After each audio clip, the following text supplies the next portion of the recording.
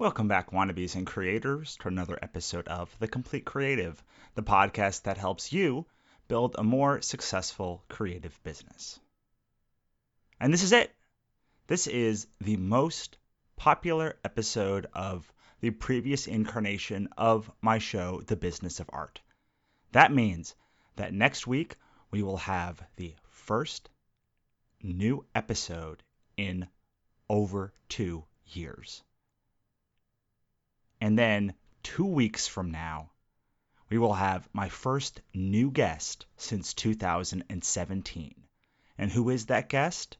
None other than legendary comic book, movie, video game, and novel writer Marv Wolfman. But that's getting ahead of myself. We still have an episode to do after all. And today, from the archives, is my friend Jim Zub. Now, when we interviewed Jim Zub, he was just starting his Marvel career. He's gone on to write for some of the most iconic characters in the Marvel canon.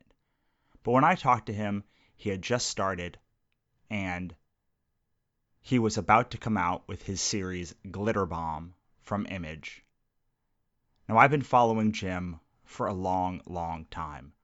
Probably as long as I've been making comics. He was the first person who really broke down the process of making independent comics on his blog. And even though I didn't meet him for years after, I read his blog voraciously. He talked about his profit margins on Skull Kickers. He talked about the money that he was making on every individual issue. He talked about exactly how he broke even and when he broke even on each book.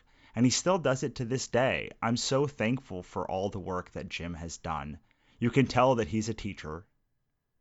And I was very, very, very happy to have him on. Of all the people I've met in comics, I can't think of one that taught me more than Jim Zub, especially without him even saying anything to me. I learned more from Jim Zub in those early days than I did from almost anybody else from reading his blog. And I hope you learn a lot from him too. Please, when you get a chance, head on over to thecompletecreative.com and check out all of the blog posts, courses, and the archives to this podcast as well. Or head on over to your favorite player and subscribe, rate, and review this podcast today. It helps more than you know. And now here it is, my interview with Jim Zub. Take it away, Jim. Tell us what you were passionate about back in those days. I am passionate, as always, about telling stories. Comics is my medium of choice. I love watching movies and TV, but for me, the thing I'm always passionate about and what I really dig into is comics, storytelling, comics as a business, and just trying to get my own work and tell people about the awesome work of others. Why comics? Comics has got this wonderful legacy of kind of do it yourself that I really love. I love the fact that you can do comics as an individual or you can do comics with a very small crew, and there's an intimacy and an immediacy to it. I love that you can get a story out there in a comparatively short period of time compared to a lot of other kind of storytelling mediums.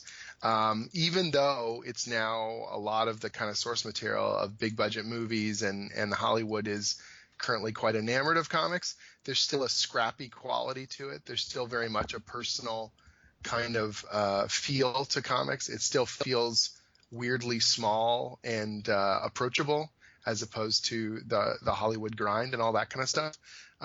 So those are, just a few reasons why I think comics are a really great medium for me and a wonderful medium to tell stories in. Absolutely. I think, because I work in books and kids' books too, and I think that that's absolutely correct. It's like there's this sort of almost like punk rock mentality to comics, which is like, we're just going to, okay, you don't want to publish my thing. All right, I'm just going to do it anyway. Like, are you stopping me from doing it? No, no one's stopping me from doing it. All right, I'm just going to do it. Whereas it feels like in more traditional book and even kids' book publishing, there's a lot of like more asking for permission than in comics. Well, I think the biggest difference is the outlets, right? So whether it's web comics or conventions, there aren't the kind of possibilities in a lot of other mediums. Like, what other medium could you really get into where they have, a convention every weekend somewhere in the country where you can have a table and just sell your stuff alongside the biggest names in the industry? Music doesn't have that kind of thing. Games doesn't have that sort of stuff. Novelists don't have those kinds of outlets. Comics allow you to make stuff and either get a table or put a website up, and just the immediacy of, I'm selling this is what I'm doing, I'm as worthy as anyone else if you like it and you put your money down, And so I think that that's one of the awesome things about comics as both a visual medium and sort of as distribution. And then when you look at the actual distribution model, so the Diamond Distribution, the guys that distribute comics in comic book stores, it's a really unique thing as well, because that catalog really runs the gamut from independent all the way to the biggest names in the industry. I mean, again, I'll use music as a comparison. I don't think there's anything like comics where the catalog that has the biggest names and the biggest creators is published, right alongside some of the smallest, scrappiest independent publishers, all in the same. You order it from the same place. It all gets shipped from the same warehouse. You wouldn't see like a garage band in the catalog with U2. Like, it just doesn't happen. But in comics, it does. You can start something like Jeff Smith started Bone, and you can just, the first few issues of Bone, he and his I believe at the time the fiance, but his wife now, they hand stapled those issues and they took them to conventions. And because it was cheaper for him to get the book printed without staples, because he had to save a few bucks. And he sold those at a convention, and then eventually started, bringing them out through Diamond. And now, of course, the book is through Scholastic, and, it's a world beater with, God knows, 20 more languages and all this sort of stuff. But you can do it yourself. It doesn't mean that you're necessarily going to have those kinds of successes, but there's certainly nothing holding you back from creating if you want to. Absolutely. I mean, I think that's usually, there's one theme that I've had in all the interviews that we've done. It's like, just go and do the thing, because you're not going to get better at doing it without actually doing it. Absolutely agreed. Like, I think it's, do your research and make sure you're not just going in completely unknowledgeable, and read tutorials or find out stuff to make sure you've got a bit of a grounding. But at some point in time, you have to put foot forward. You have to, page 1, panel 1, and learn from it. And that's the simple truth, particularly when it comes to the storytelling medium. You got to get out there and you got to make stories, and then figure out what you do well and what you still need to learn. And as much as you can read someone else's experiences, and that might help you to shortcut a couple things, the majority of it's going to come through your own self-analysis and your own looking back at finished work, and then being able to see what's working and what's not.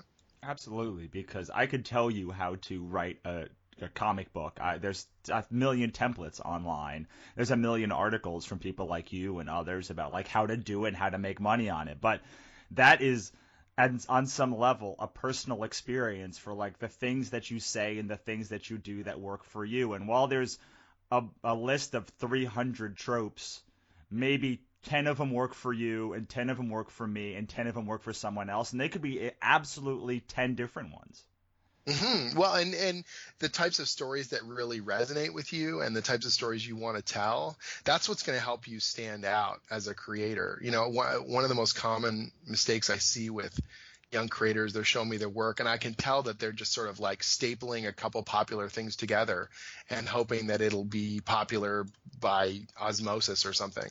And it's like, do you have any passion for this? Is this a subject, or is this something that you really want to write about? Or are you just, it's these two extremes. Either it just feels like it's hacked together from what's currently trendy, or it's something where they're literally just trying to carbon copy their favorite thing and just do the exact same thing. It's like, well, I love Blade Runner. I'm like, yeah.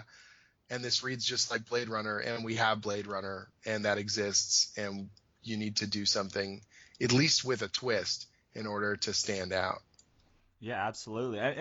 I think it's interesting because I did, we were talking before the show, I'd done like 10 or 15 scripts, movies and TVs and other stuff before I started writing comics. And it still took Our first book was Ichabod, then we did Katrina Hates the Dead, and then my third book, My Father Didn't Kill Himself. And it wasn't until I had like 3 finished work that I could look back and say, these are all great. They're all kind of very different. Like, what is the theme? Like, what is it that I've been trying to say this whole time? And once you have some finished works behind you, you can say, oh, okay, like, this is what I'm trying to say. Did you have that same thing happen to you? I don't know if it was like this that I'm trying to say, that one particular thing, but at least I could tell what I was clearly excited about, or the types of genres or the types of scenes that grabbed me and grabbed readers. That was something like, oh, this is the type of stuff that I really excel and I enjoy most about telling stories. And I don't just want to repeat that endlessly. I want to, try and push myself and do different things. But I know that this is something that works for me, and this is something that I gravitate towards. And being able to see that and understand it, it's a really powerful tool. It's a way for you to understand. I hate to use the term, but like, brand yourself or get your be able to explain to people what you're all about and in a way that they can understand.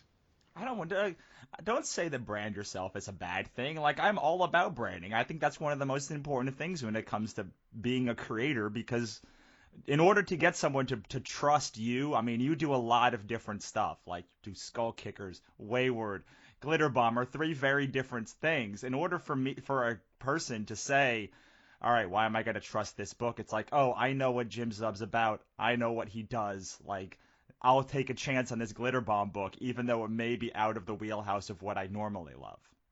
Right. Yeah. I mean, it is. I think the term branding sort of has become this weird kind of catch-all where people are like, oh, I need a fancy logo and I have to be able to, I don't know. People can get overly obsessed with that element of it, where they're too busy worrying about their brand instead of, hey, I'm going to make good stories.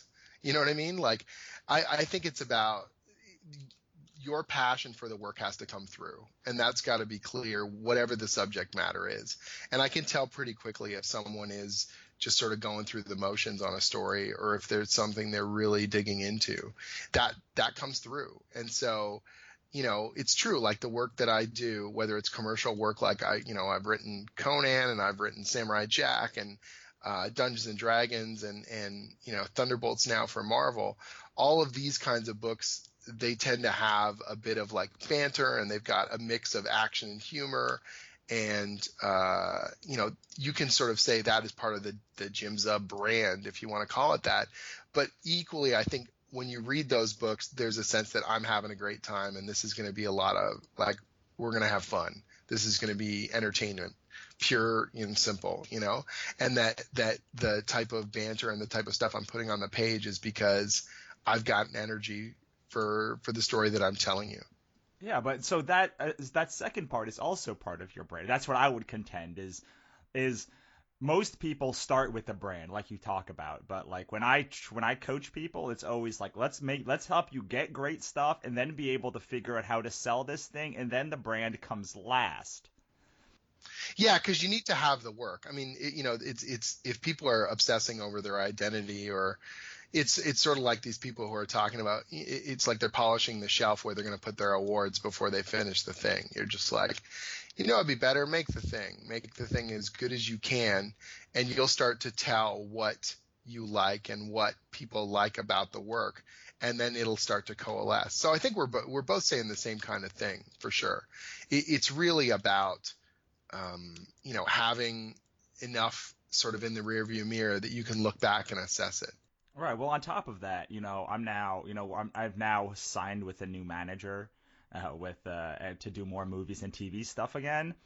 And when I went to him, I said, we sort of started talking, and I was like, why would you want to, like, what is the thing that like is gonna separate me when I go into a room? And it's like, my stuff is all weird. Like, it's all like, if you want like Tim Burton-y type stuff, but with more action, like that, I'm the right client for you. But like, if you're gonna pitch me, to do the next Jason Statham movie, like, you can do that, but just know it's gonna be weird when I write it. Like, you're gonna get a book, that thing, but like in a very weird manner. So if you're not okay with that, like, that is on brand for me, is finding weird takes on normal material.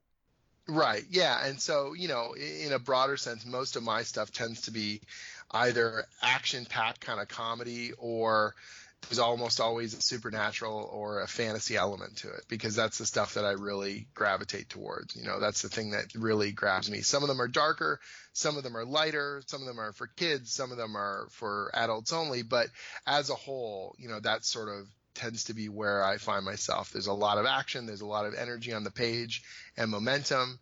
There's banter. There's usually something magical or supernatural sort of driving it. It's not a very simple, you can't necessarily say Jim does. I mean, a lot of people for quite a while, it was Jim does sword and sorcery, because that was sort of how I got my start for a lot of this. And that still permeates a lot of what I do, and sort of expectation. But thankfully, I've also been able to kind of push a little bit out of that wedge and just sort of say, okay, I can do this sort of stuff too. You know what I mean? But as a whole, I don't mind. At first, I was really nervous about it. When I would get offered all these sword and sorcery projects, I was like, oh crap, I'll never get to do superheroes, for example, because there's not enough swords, or there's no dragons or whatever. And then it slowly sort of became, I could push out a little bit further and sort of show people, no, I do good team books. I do good banter. I do good character relationships. And there always tends to be a little bit of sass and troublemaking, kind of mixed in with it, which is one of the things I was known for with the fantasy stuff anyways. So it's all, I guess you'd say, on brand, but it's not quite as restricting as it used to be. Yeah, but do you find that having that more that sort of cohesion of the things that you like, do you find that it helps sort of cut out the projects that you're not going to be good at too, or good for, or will excite you? Yeah, it becomes it's sort of twofold. First of all, people just don't offer you those after a while. That's one of the reasons why you need to sort of be able to sort of see what's, the forest for the trees, and push out a little bit further if you feel like it's restricting. But for a while there, I literally wasn't being offered something unless a character was swinging a sword. And I was like, okay, I can see this is happening. And don't get me wrong, I love fantasy and I still want to do that, but I need to make sure that people know there's more to me than just that. And so the great thing about comics is, like we were talking about before, you can do it yourself. You can initiate, a different style of project. So Wayward's a perfect example, where there's a supernatural component, but it's also teenage kids and drama. It's like Buffy in Japan rather than straight sword and sorcery. And so then I could show that I can write younger characters. Then I can show that I can do more of that dramatic sort of stuff. And I've still got this kind of action supernatural component that it's very, adjacent to what I'm already doing. Right. So your audience that are liked Skull Kickers is very likely to like Wayward too. Right. And if they don't, hopefully I can also expand my audience, and people can go backwards, where if they read Wayward, they're like, oh, this is really cool. What else have you done? And they sort of move over to, Skull Kickers, or they try out the Pathfinder book that I did, or, they come through Figment, which I did for Disney. And that's a very kind of whimsical, all ages fantasy, but there's still something there that if you like what I do, it might grab you enough that you try other things that I've done. Do you find that after you did Wayward, like those I'm only gonna pitch you sword and sorcery books, they must have that stopped, right? It didn't stop. I mean, the good thing is it's always there as a bedrock of people interested in what I'm doing, but it definitely diversified. I started to get more options. But that's true of, I think, just doing work in general. Once you've got more credits under your belt and people know that you're reliable, then they're going to reach out, or you can more easily reach out to them. When we were putting Glitter Bomb together, which is my new book that's launching in early September, it was something where, and it sounds really awkward, I don't want to come across the wrong way, but I was talking to the artist, and he's very young. He hasn't really done a lot of this stuff. And I said, don't worry, if the pages look good, we'll be able to find a publisher. And to him, that just seemed like that would be the hardest thing. And I'm like, no, it's not like that for me anymore.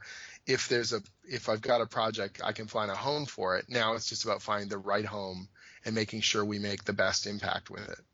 Right, but that comes from years upon years of putting out good product. Oh yeah.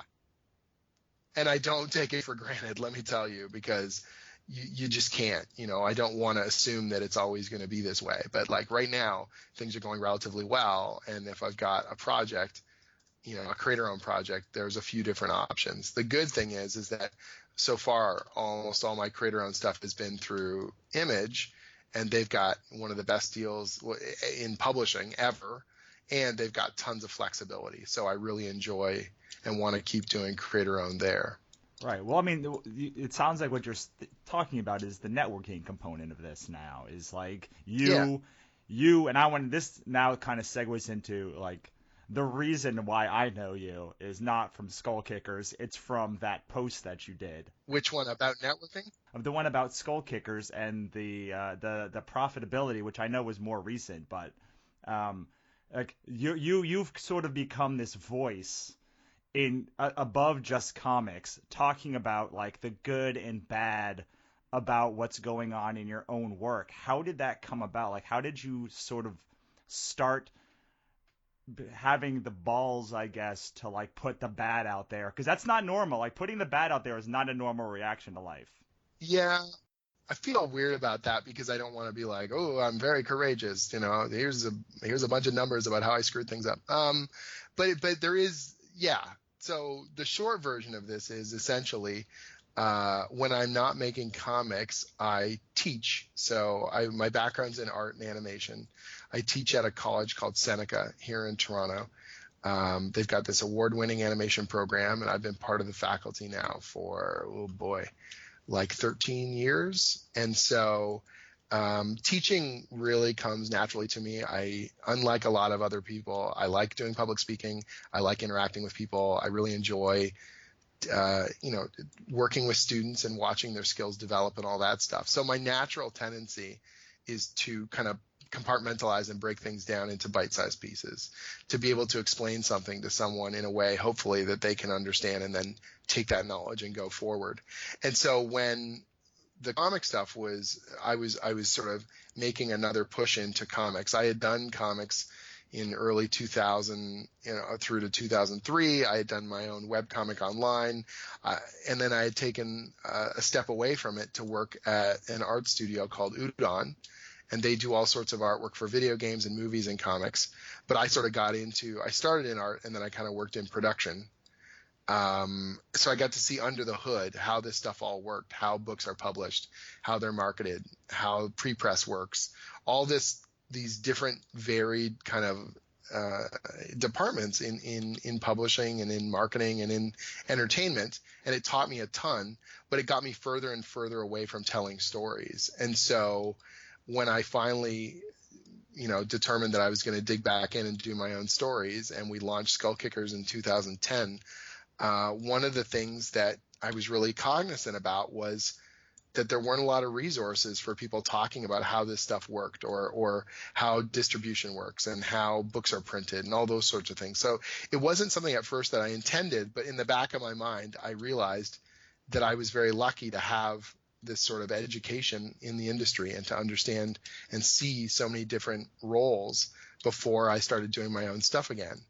And so when I was on Twitter and people would ask me about, well, how did you get a book picked up by Image, or how do you get a book printed, or how does this stuff get into stores? 140 characters isn't going to cut it. And even if I'm doing a dozen tweets, it's just not really going to be a good explanation.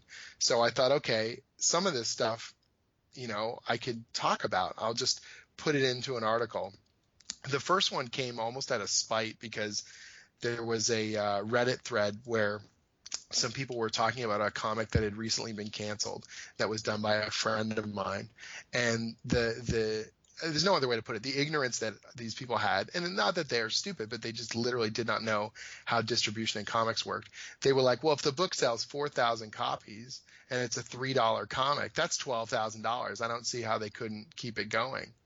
And you're just like, you literally know nothing about how books are sold or printed, or that any other department needs to make money in order for publishing to work.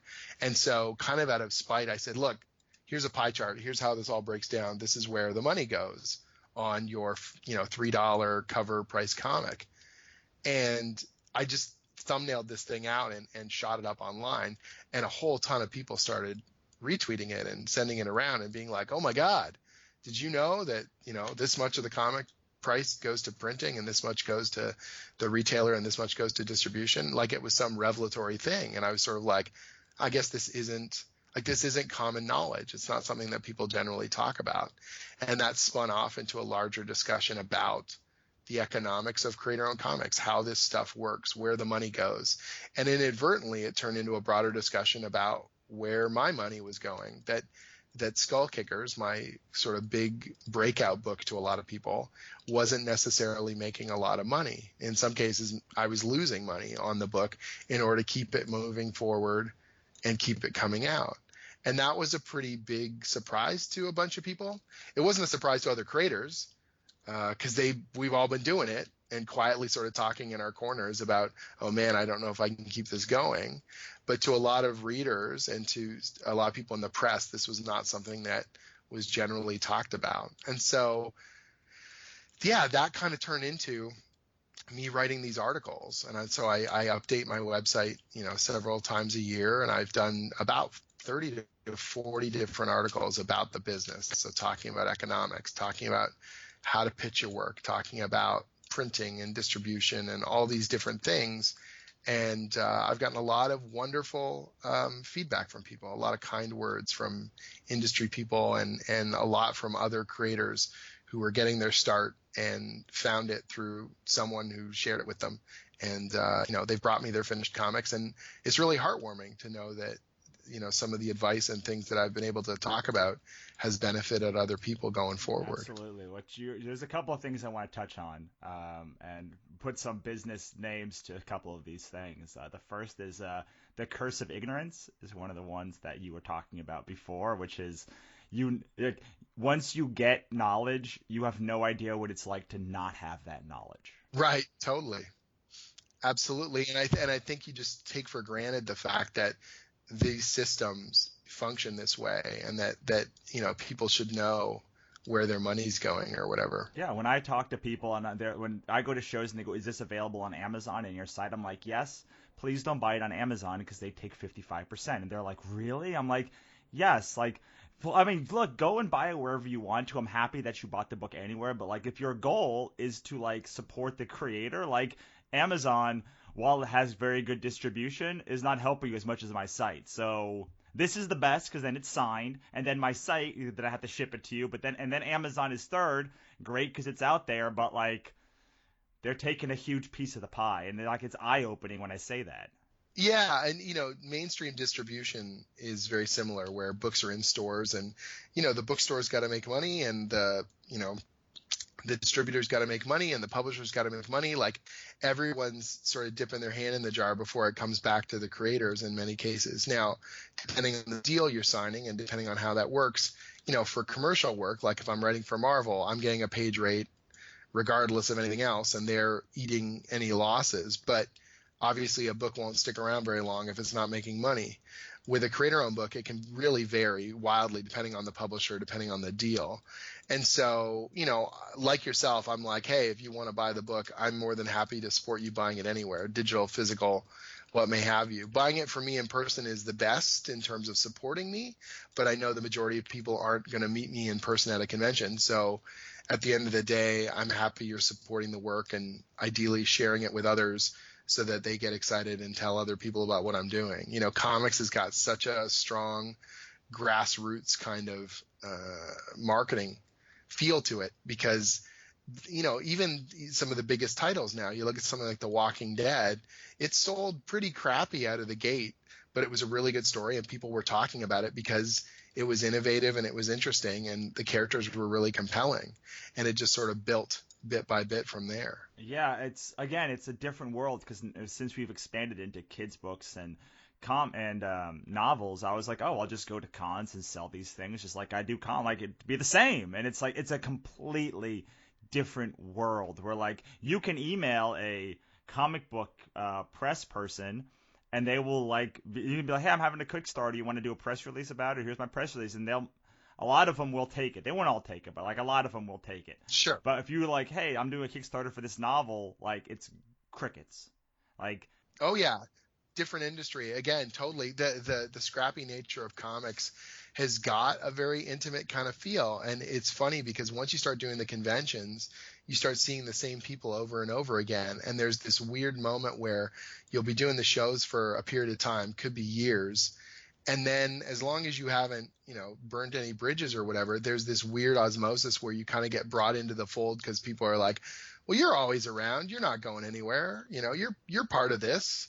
And just through sheer, that old saying of being in the right place at the right time. Well, going to a convention enough times, you're just creating little friction points where sparks can happen. You're just happen to be at the bar when someone is talking to someone that you've always wanted to meet, and they introduce you in a real nice casual way, and the next thing you know, you're friends. Or you just happen to be there when someone's talking about an invite for a social gathering that you would love to be a part of, or something like that. It's just being in and around the community and supporting people, that are, for lack of a better term, below you on the ladder, if you want to call it that, and people that are above you on the ladder being respectful and decent, and knowing that everyone's just trying to do the best work they can, rather than, I don't know, trying to go in like bull in a china shop and force your way down. Yeah, I thought it was so interesting. I think it's so interesting now because a lot of people are, now that I go to a lot of cons and most of my friends are creators, and like you're saying, I very much believe in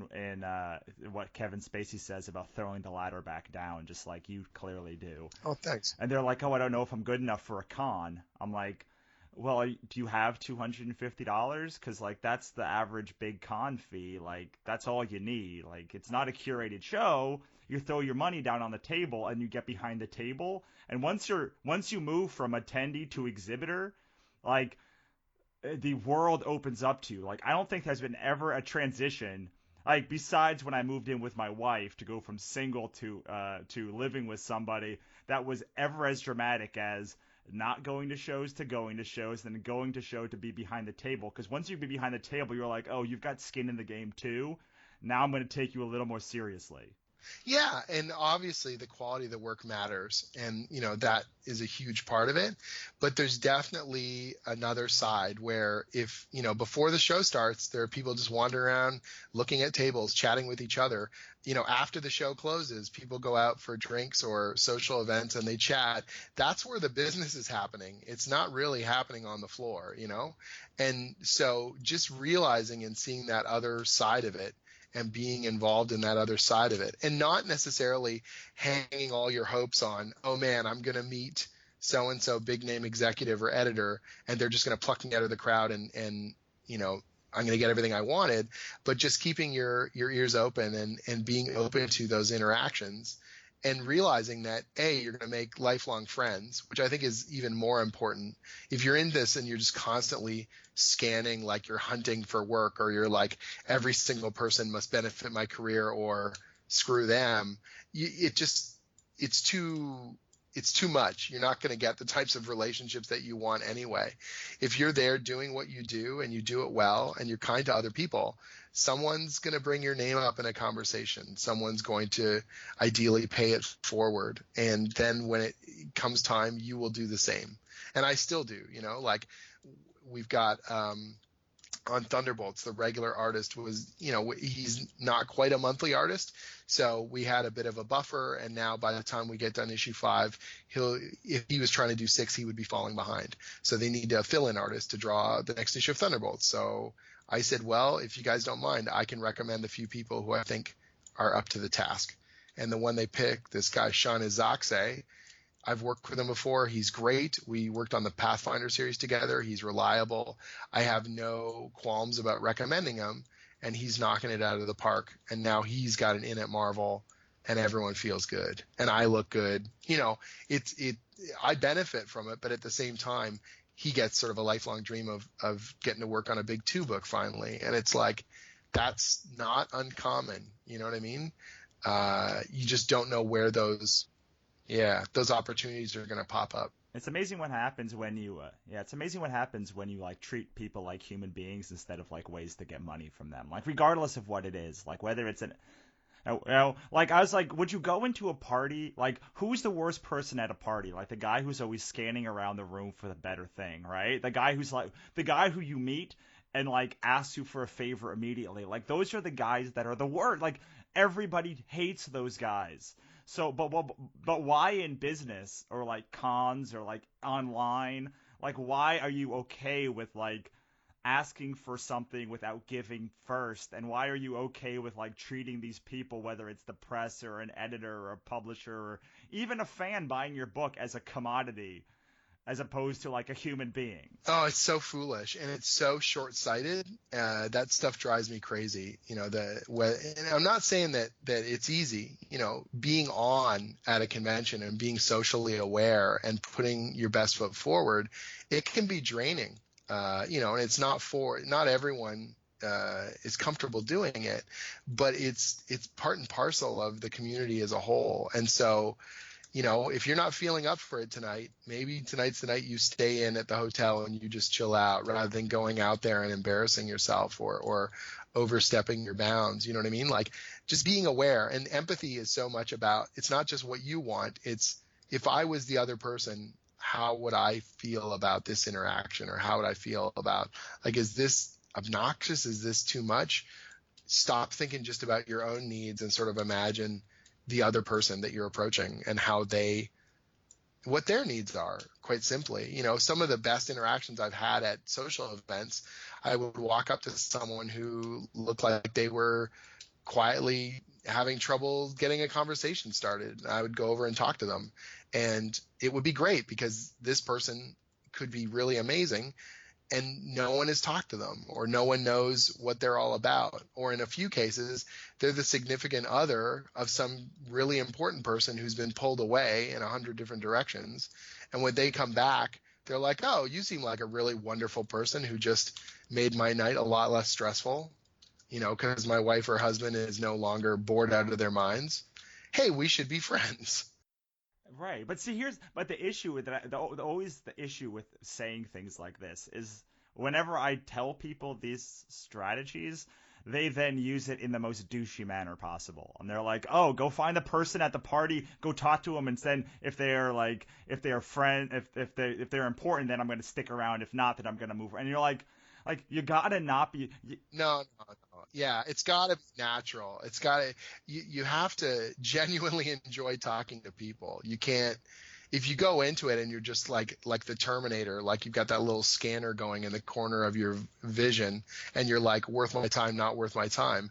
It just comes through. People can feel it if you're not enjoying yourself or being enjoyable. If you don't want to hear what they have to say, if you're too busy bragging about yourself and not listening to them and getting a sense of what their needs are socially, it's gotta be it. Yeah, you gotta be more, I don't know, be more real. And like the weird thing is, like, it's great for you because you are then a actual human being who's not a douchebag, and it's great for your career because like you don't know. I've met people at like who walk around at shows and then 3 years later like they're an editor at Marvel, and you're like, oh, good on you, good for you to like do that thing. But like you treat everyone as a human, and the base level is like you're not a douchebag, you're an actual human being too. So like giving empathy and humanity and perspective and all those things are great. Shouldn't be that hard. Right, like it should just be the thing. And I get like it's tough when you need to make rent that month or mortgage payment or like and like you need to make $1,000 and you're pressing. Like it's tough like to like not think of everyone as a commodity. I've been in that position before. Like I used to work in sales before I started my publishing company, and like I own a publishing company now, so like being at a show and not making the money that you think you're going to make your mortgage is very tough. Oh, it's stressful, absolutely. You know what they say in sales, it's like you can never press. When you press, everyone knows, and then they don't want to work with you. Yeah, there's a little bit of desperation that goes along with it, totally. And I've made that mistake too. I've pushed a little too hard, or I've been really close to what I thought of, was an opportunity, and then just been like, okay, that idea of like going in for the kill, and you're like, no, this is the wrong mentality. This isn't going to get me anywhere. And that's something, again, I've learned through experience. Perfect example of what you're talking about. So back in 2001, when I was doing my webcomic, there's this guy, John Barber, and he was doing webcomic stuff too. And he was doing way more experimental stuff than I was, but we commiserated at a few shows and we chatted online and we got along well. And both of our comics were being hosted by the same website, all this sort of stuff. And meeting John and talking with him was just like talking to a peer, and knowing that someone else was kind of doing the same sort of thing I was. I didn't know that years later he would take an internship at Marvel. I didn't know that he would eventually become one of the editors of the Ultimate line, and he would go on and do dozens and dozens of books and then become one of the editors in chief at IDW. But he did, and years later, when they were looking at relaunching the Dungeons and Dragons book, he remembered that I loved sword and sorcery and that this was totally my bag. And they basically, it all kind of came together. And so I'm still doing the official Dungeons and Dragons comic because it was the right place at the right time with the right person. And I was a good fit for the project, but I was also the person they had in mind. So you put all that together and it's like, that's just one person over the course of, like 12, 13 years. And you have hundreds and hundreds of these types of interactions with people. And you never know. You never know who's going to say something good or who's going to say something bad at that crucial moment. Be kind to everyone. Treat everyone as you wish to be treated. And you may be surprised at some of the things that come your way. What I love is another thing that you talked about. I love that. But the other thing that I wanted to touch on was like this concept of like bringing value before you ask for anything. Whether you ask for something or not, just bring value, and then people will like you. Like the base level again is like bring value because you're a decent human being, like, and you want the whole industry. But like the business side of this is provide value because then people like you more and they're more likely to trust you and they're more likely to want you to succeed, and thus they're more likely to buy your work as well. Like that's the human side is like don't be a little shit, give value, and like help people out. And but the business one is like the more value you can give to someone, the more they want you to succeed and the more they're willing to help you. Right. So, for example, the reason why Image, has picked up my books is because they feel that it can, at the very least, make back its money and make sure that it covers all of its fees and that it's going to show well for the Image brand as a whole. And the fact is that I'm out there waving the flag and being a good creator, so all of it comes together to sort of be like, well, if Glitter Bomb does well, it's even that much easier. It's not a guarantee. I've pitched other projects to Image and they haven't picked them up, but there's a greater chance that I can get my foot in the door over there because I'm a known quantity and they know what I bring, and that I'm going to bring in the book on time, and that I'm going to do my due diligence to make sure that, I help with the marketing and all that other stuff that I've already proven over the years. And, I'm doing the same sort of thing now, ideally at Marvel. I don't know what the future holds, but so far, Thunderbolts is my first kind of in continuity superhero book at Marvel. And so this is my proving ground to show that I'm a team player, to show that I can get the work done on time, to show that I've got a passion for the work and that there's a readership out there willing to shell out to read it. And so ideally, this goes well and then I'm able to continue to do projects, or they keep me in mind on more stuff because all those sort of fears and all those initial kind of barriers have been breached. Yeah, I mean, I remember Charles, who did 27 and now does Poe, and good friend of mine. Yeah. So I worked with his artist Renzo on second set, the second volume of when he was doing the second volume of 27. Renzo was also drawing my book, Ichabod Jones Monster Hunter, and so we had met at a couple of shows. And at this point, like I'm not gonna say he's nobody, but like he's like comparatively to where he is now, he's nobody, right? He's got a couple of creator-owned books out, and then he gets like a backup in something in Marvel, and then he proves himself, and then he does a bunch of other stuff for Marvel, and then they give him their big event for that year, Death of Wolverine, and then he does Poe and he does Lando, and now he's like one of the guys there because he proved himself through doing the creator-owned stuff that he was reliable and that people liked him and that he could sell books, and then he proved that his books could sell at Marvel, and that he was fun to work with and that he was good to work with, and then he just kept proving himself. And now when he goes and says, well, why should I hire you? He's like, well, I've got all this behind me. Yeah. Do I not speak for myself yet? Like that sort of thing. Yeah, well, and this is the thing with Charles. So Charles is a dear friend of mine, and when he was getting started, we actually first met at Emerald City Comic Con, 2011. The first Skull Kickers trade had just come out, and there was a group of us that went out for dinner that night. And it was funny because we were all Image guys, but new, and we'd all kind of had either our first trades were coming out or they were out, and we went for dinner and sort of celebrated and chatted. And I know Curtis Weeb was there, and Nate Edmondson and Brian Glass and Charles and I, and we were just chatting and sort of saying, hey, you know what? All of us are kind of at the same point in our career here. We should keep an eye out for each other, and just sort of, if you get a good press contact, share it with the group. If you want someone to read over a script beforehand and get a second opinion, let's share it with each other. Or you do a convention and they screw you over, warn your friends, that kind of stuff. And Charles, because Charles is a lawyer, Charles was essentially like, well, I don't know a lot of people in the industry yet, but I'm a lawyer. So if you got a contract you're not sure about, send it over and I can give you some advice. And we were like, oh, you're kind of the most valuable person here because lawyers are very expensive. And so Charles and I hit it off really well. And I took him to a bunch of social stuff because I'd already been in the industry for like more than 10 years, meeting people. I had a lot of social contacts. And so we went to a bunch of parties and I brought him along. I ended up introducing him to the gang at Oni, and he pitched them Letter 44, which was his, I guess, third creator-owned project.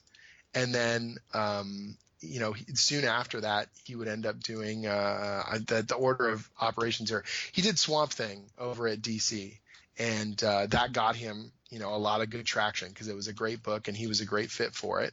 And that really got the wheels going. That he started around the same time he did a short run on Thunderbolts at Marvel, and then he would end up doing Superman, Wonder Woman, and just all sorts of stuff just fell into place for him. But it was just those little social interactions at the start that got that ball rolling, and it's like he's an amazing creator and he's very, very aware of how to make a good impression and show that he can do the work. And, all the success to him because he's really earned it and busted his hump. Yeah, and a pleasure to speak with and hang out with and be nice. They say, what do you need two of three things. You need to be nice, on time, and great. Yeah. I'm like, yeah, well, that's good.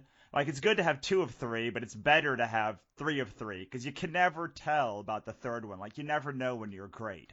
You can always be pleasant and on time. Like, even the worst creator in the world can be pleasant and on time. And eventually you could be great. So, but like, let that be the third thing. Like, let that be the third thing that sort of rounds out the package. Be nice and on time first, because you can always, always, always do that. Absolutely. And, it's funny too, because exactly what you say there, that he really, he's a really great guy and he's always very pleasant and confident and just comes across so strongly in conversation. And you talk to him and you're like, yeah, if I was an editor and I chatted with this guy for 20 minutes, I'd trust that he could deliver the goods, and he does. And that's the great thing about it, is that the first impression also holds true with the ongoing working relationship. And, that's ideal, right? You want to make a great first impression and then you want to live up to it. And he does both, and I think that's one of the reasons why he does so well in so many different spheres. And he's doing great comics. He's a great writer and he's also a pleasure to work with. And it's like, if I'm an editor and my job is to get books out on a monthly basis, the least number of hassles with the highest quality, well, all right, then you're in the driver's seat, Right. I mean, that's why, they historically they've talked about, why does this middling kind of creator, not Charles, not like, why does this creator keep getting work, or like, why does this writer keep getting work on a movie? And it's like, well, like, it may not be the greatest, it may not be the burn down the house quality like that you want, but like, that guy has been doing it for years. They know the exact quality they're going to get. They know what they're going to sell from that guy. Like, there's a lot of factors that go in besides just the fact that you personally don't think he's the greatest creator in the world. Like, and now if you can make that and make you also a great creator instead of just like a journeyman creator, then, like you said, yeah, then like, you've got the driver's seat. I think what's interesting is that I'll see this all the time where people will point out someone whose work is weak, particularly artists, and what they'll say is, well, I'm better than so and so. And you're like, look, pointing at the bottom of the pile and saying I can do 10% better than the worst you've got is really not a selling pitch. It's not going to get you in the pack. You know what I mean? You've got to be heads and shoulders above the middle in order for someone to be able to take a risk on you so that you can build up the credits and trust. You know what I mean? Like if someone is trying out someone brand new, there's a process for that, and there's a hassle associated with that because they don't know the process, they don't have the context, they haven't done it before. And as much as you may think that, well, the work is great, therefore, I should, or my work is better than the worst, therefore I should take their seat at the table. It's just not like that. Your work has to be substantially better. You need ideally a push from the inside where someone is like, I trust them, I vouch for them. And then someone else is willing to sort of stick their neck out a bit and go, okay, let's give this a try. And then once you do good work, if it is great work, it's going to be so much easier because now you've got all the pieces in play. So someone like Sean, I mean, he's been doing professional Marvel quality pages for years, but those stars hadn't quite been in an alignment. And then when I said, hey, you need someone, I know someone, and I vouch for them, I put myself out there a little bit, but not too badly because I know he can do the work. And then it all comes together. And now we're already talking about, what he will do after these 2 fill-in issues of Thunderbolts. And he's the one now driving it. He's the one who's showing them that he's worth investing in. Right. It's just so funny you say that because it's not like what I see is I was at a party. There's a comic book meetup group here that meets every month. And I was sitting with one of the people, and they were complaining that one panel at the bottom of the page was like it didn't have the detail that he expected. And so I was like, okay, well, let's turn the page. And on the page, and then next page was a gorgeous, like, 2-page spread, like single image, 2-page spread. And I turn it back. I'm like, you should maybe not worry about that this one panel isn't up to your standards and turn to this and say, how do I do this beautiful 2-page spread? Considering that this guy probably has like 3 other books that he's working on, and he still bangs out this 10-page anthology on top of all of it.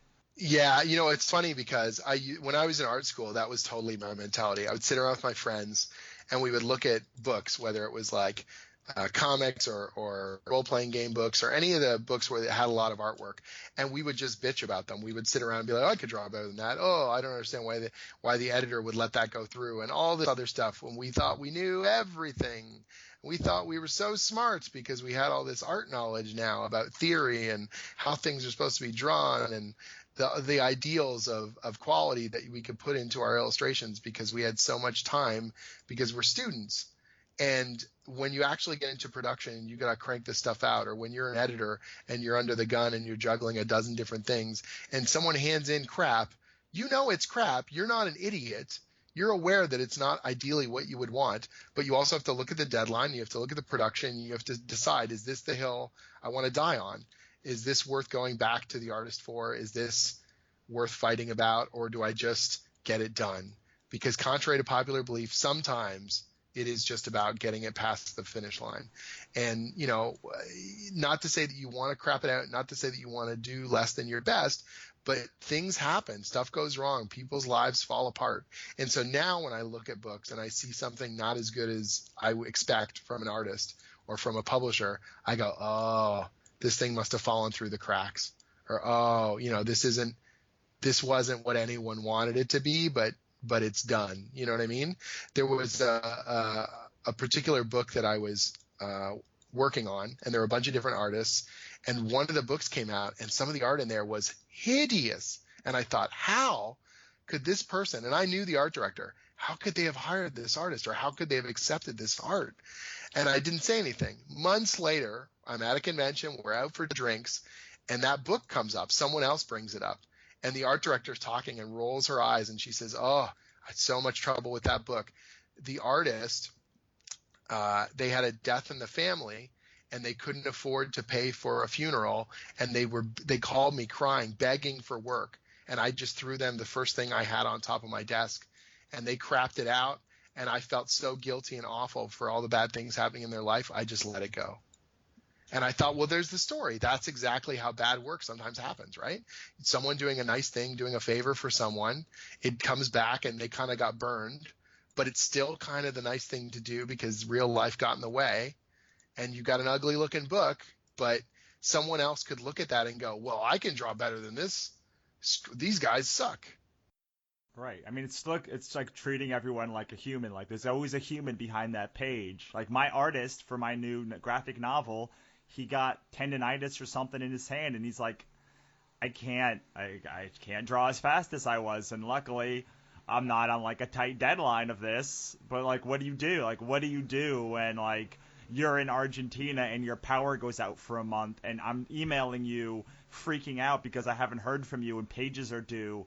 Like, and then your power comes back on. It's like, yeah, I didn't have internet for a month. Sorry. And you're like, the whole city, like, was on a brownout for most of the month. And you're like, oh, well, I feel kind of like a jerk now for, like, not giving you the benefit of the doubt.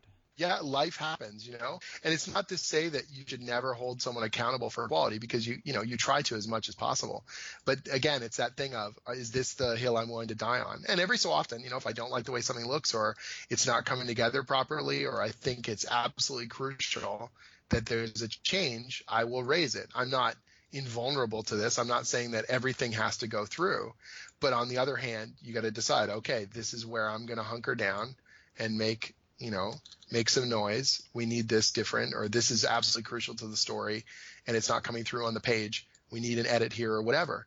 But just be cognizant of the fact that you've got a certain amount of capital, if you want to call it that you can spend in this relationship, and when and where do you spend it? You know what I mean? And also rebuild it up. Like, if someone does great work, don't let the only communication you have be negative.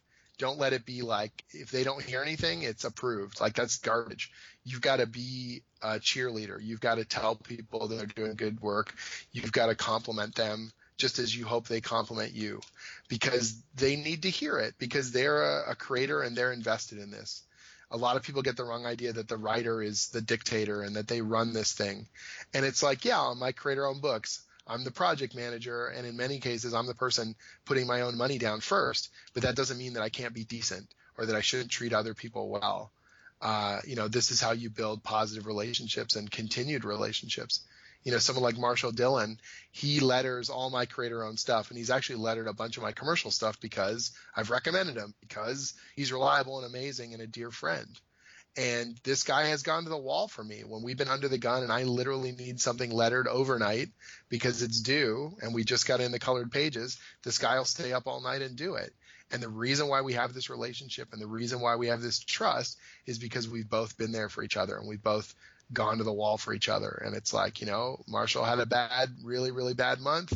I will give him money in advance because I know that he's good for it, that he'll do the work. And, vice versa, if I'm against the wall and I say, dude, I need this, he will literally drop everything and just go do the thing, because we've got a relationship built on trust. Yeah, I mean, I think it just keeps coming back to the same thing, right? You treat people like a human being, and they will and they'll do the thing that you want them to do, what you need them to do, and they'll give you the benefit of the doubt, because generally humans, as a rule, are generally kind and thoughtful. They're communal people.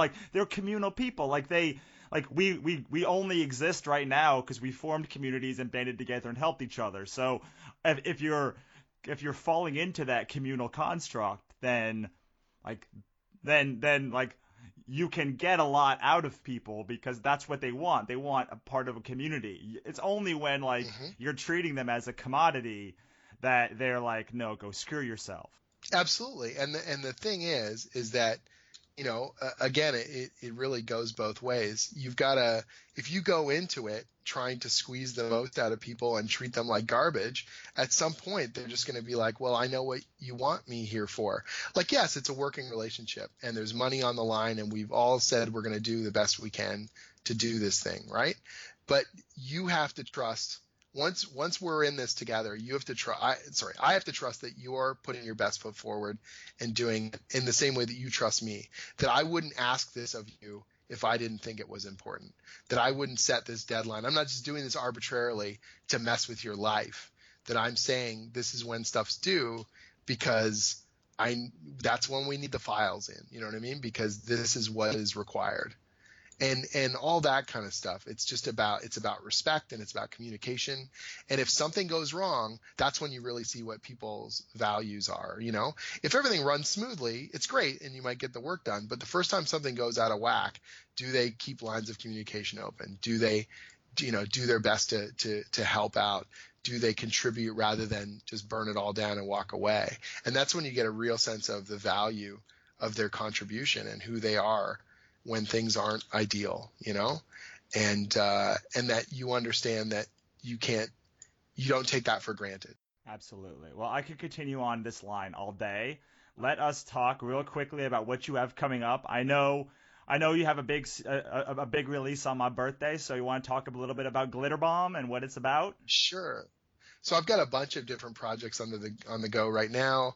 Some of them are commercial and some of them are creator owned. Let me go over the creator owned stuff first. So Wayward, my current ongoing image series, is continuing. We've got the 16th issue coming out end of September. In addition to that, I've got a new creator owned book, the one you just mentioned, that launches on September 7th, your birthday, which is Glitter Bomb, and it is a Hollywood horror story, kind of taking a piece out of the sort of people's obsession with fame and our celebrity obsessed 24-hour news cycle and all that sort of stuff. So it's a dark, nasty, sarcastic tale tearing a hole out of Hollywood. And then on top of that, I've got a bunch of commercial projects on the go. So I'm still writing the official Dungeons & Dragons comic for IDW. We're wrapping up the current story arc, which is called Shadows of the Vampire, and it takes place in this setting called Ravenloft that's quite popular in Dungeons & Dragons. I've also got a Street Fighter miniseries that I'm writing, which ties into Street Fighter V continuity. It's all about Cammy, who's this secret agent, sort of British secret agent girl with a really complicated sort of past where she was once a villain and now she's trying to be a hero. I also write the Thunderbolts monthly ongoing for Marvel, and so that is a superhero book all about villains who are trying to redeem themselves, or are they? Because some of them are still kind of dark-hearted jerks, and I have a ton of fun writing that as well. So a lot of different projects on the go. I know we were talking about the tutorials and all my articles, and if you want to find those and read about my work and also get a sense of kind of the industry as a whole and how to break in, the best place to go is just jimzub.com. So JIMZUB.com. I've got a whole pile of articles linked on the right-hand column of the website, and interviews and Amazon links and all that good stuff. Awesome. All right, before we get out of here, I'm going to ask you the last question, which is give us your best piece of advice you haven't already given. Reiterate how we can get in touch with you, your website, and any social media, and then we'll say goodbye.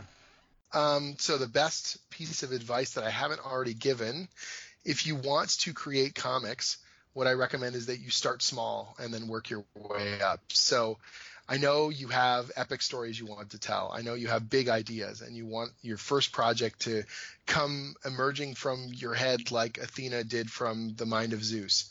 But the reality is the only way to really build up your craft and be able to deliver on those big ideas later on is to start small. So do short stories, do self-contained works. Plan them out. Do a 3-page story, a 6-page story, a 10-page story.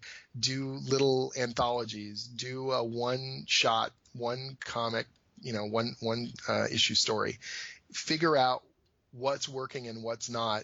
Get those in the rearview mirror, and then slowly but surely you're going to learn the things you need to know. The way that I explain it to people is like running a marathon. If you wanted to run a marathon, you would not buy running shoes and then try and do 5 miles. You would learn how to build up your stamina. You would get better at running. You would push yourself bit by bit with new routes and with, a little bit longer each time until you are able to do this stuff not effortlessly, but you're able to do it and complete it consistently. And then by the time the marathon comes around, you're able to take on this challenge. And I feel it's the same way with any other creative endeavor. If you're a musician, you got to do your scales. If you're, a basketball player, you got to practice just doing the basics. You got to dribble and you got to shoot hoops and you got to do layups and all that sort of stuff. All these skills you need to build up over time. And creativity and storytelling is no different. Don't let anyone tell you otherwise. Awesome. I love it. And how can we find you online and social media and such? So, sure. So Jim Zub is JIMZUB. Type that into Google. I'm the first thing that comes up. My website is jimzub.com. I'm at Jim Zub on Twitter. I'm on Tumblr. I'm on DeviantArt. I'm all over the place. Easy to find. And all of it is, connected to that hub of my own website. So if you get there, you'll find all the rest. Awesome, man. Thank you so much for coming on. I appreciate it. My absolute pleasure. And there you have it. My interview with the incomparable Jim Zub. I'm so excited for everything that Jim's accomplished since this interview. And I hope you learned a lot. And I can't wait to see what you accomplish after hearing it. And now we have 6 straight new episodes. Of course, we have a whole lot more. But I have recorded 6 up to this point. So you're guaranteed to get at least 6 in a row. And for someone that hasn't recorded a podcast in 2 years, I'm very, very happy about that. I hope you enjoyed this retrospective. I hope you learned a lot from these 4 episodes that were the cream of the crop of everything that we did on the business of art. And now, I'm sick of looking back. I don't like looking back. I'm like a shark. Sharks don't look back because they have no necks. So we're going to look ahead into the future and into the new incarnation of this show, The Complete Creative. Can't wait to show you what I've come up with. I think you're going to enjoy it. Make sure to go say thank you to Jim Zub. Check out thecompletecreative.com. And most importantly, subscribe, rate, and review this show on your favorite podcast app. Did you know that you can get podcasts on Spotify? Well, you can. And I hope you'll check us out there or wherever you download your favorite podcasts. Have a great day, wannabes and creators. I will see you next time for our first new episode in 2 years.